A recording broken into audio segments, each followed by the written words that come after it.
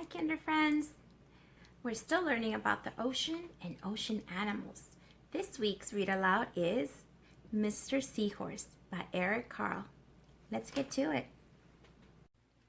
Mr. Seahorse by Eric Carle. Mr. and Mrs. Seahorse drifted gently through the sea. Mrs. Seahorse began to wiggle and twist this way and that. There she is. It's time for me to lay my eggs, she said. Can I help? Asked Mr. Seahorse. Oh, yes, thank you, said Mrs. Seahorse, and she laid her eggs into a pouch on Mr. Seahorse's belly. I'll take good care of our eggs, said Mr. Seahorse. I promise.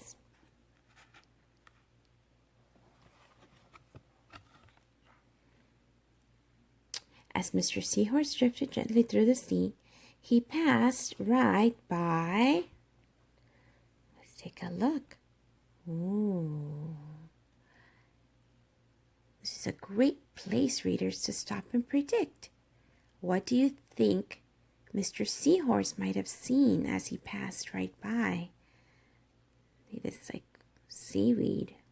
Something's hiding behind there. I predict that maybe he saw maybe there's some fish behind here. Let's find out. A group of trumpet fish hidden in a patch of reeds. Oh, there they are. The trumpet fish.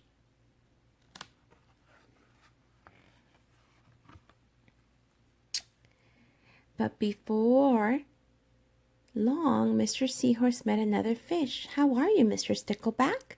Asked Mr. Seahorse. Delighted, replied Mr. Stickleback. I just built a nest right away. Mrs. Stickleback laid her eggs into it. Now I'm taking good care of them until they hatch. Keep up the good work, said Mr. Seahorse, and swam on his way. Oh, there's Mr. Stickleback, keeping the eggs safe.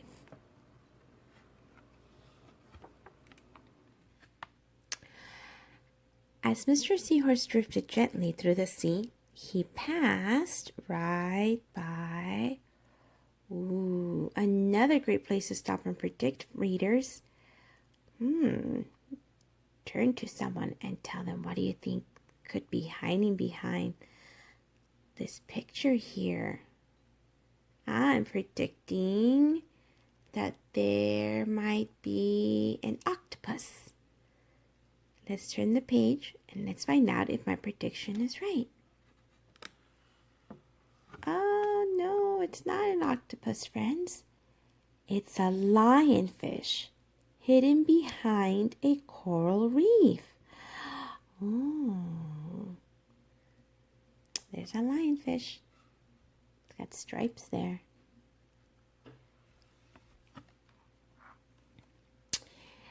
Not long, but before long, Mr. Seahorse met another fish. How are you, Mr. Tilapia? Asked Mr. Seahorse. Mr. Tilapia couldn't answer. His mouth was full of eggs. I know, said Mr. Seahorse.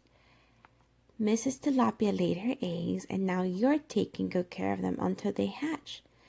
Mr. Tilapia nodded his head. You must be very happy, said Mr. Seahorse, and swam on his way. That's a tilapia fish. And he's keeping the eggs safe.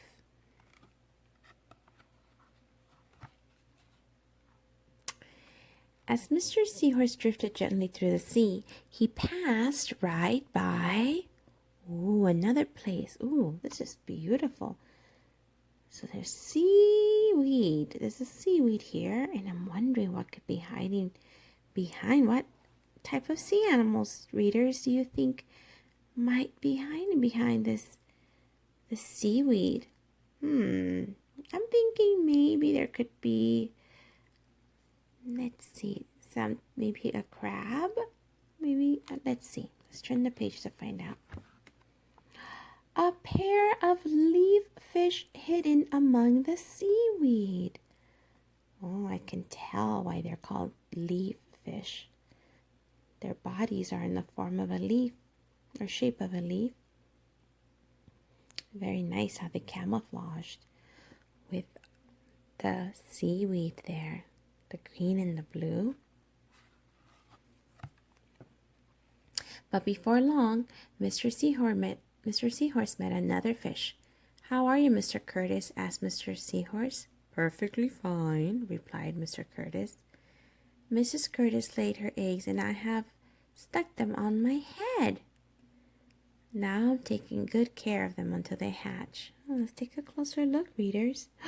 Oh, there they are, right on top of Mr. Curtis's head. The eggs there. He's keeping them safe. Take a look. Oh, Mr. Seahorse upside down. "You are doing a good job," said Mr. Seahorse, and swam on his way. As Mr. Seahorse drifted gently through the sea, he passed right by. Oh, let's take a look. Oh, wow, looks like it's like some sort of rock. Now we have to stop and predict. What do you guys think might be hiding on that rock? Maybe I'm thinking a squid. I predict there's a squid hiding behind this rock or the stone. Let's turn the page. Let's see what animal was hiding. Oh, look, readers. A stonefish hidden behind a rock. There you go. You could see it. But before long, Mr. Seahorse met another fish. "How are you, Mr. Pipe?" asked Mr. Seahorse. "Couldn't be better," replied Mr. Pipe. "Mrs. Pipe laid her eggs along my belly. Now I'm taking good care of them until they hatch." "You should feel proud of yourself," said Mr. Seahorse, and swam on his way. Oh, let's take a closer look here. You can tell Mr. Hatch, and all of those little circles are his eggs that he's carrying. That's Mr. Seahorse.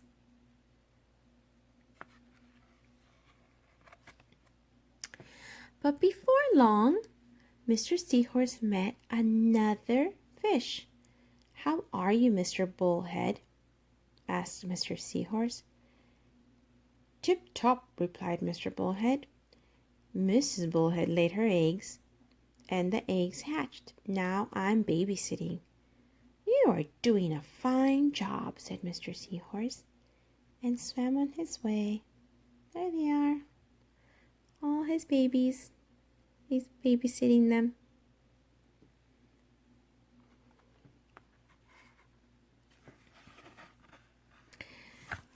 The time had come for the seahorse babies to be born. Oh, look, readers. I see them coming out of his pouch.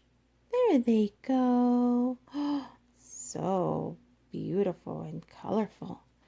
Mr. Seahorse wiggled and twisted his way in that.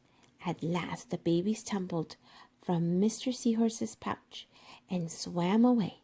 One baby turned around and tried to come back into the pouch. "Oh, no," said Mr. Seahorse. "I do love you, but now you're ready to be on your own."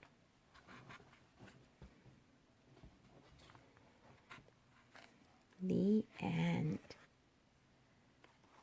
Oh, friends, there is a note from Eric Carle on the back of this book. Let's read it. Dear friends, in most fish families, after the mother has laid the eggs, they're left on their own. But there are exceptions, such as a seahorse, stickleback, tilapia, Curtis nursery fish, pipefish, bullhead catfish, and some others. Not only are the eggs cared for by a parent, but surprise, that parent is a father. And this is my story about them. Oh, that's so nice. I like the letter that Eric Carl wrote to us, giving us a little bit of information about all the fishes that we learned through the book of Mr. Seahorse. All right, kinder friends. I hope you enjoyed the story. I know I did. Until next time.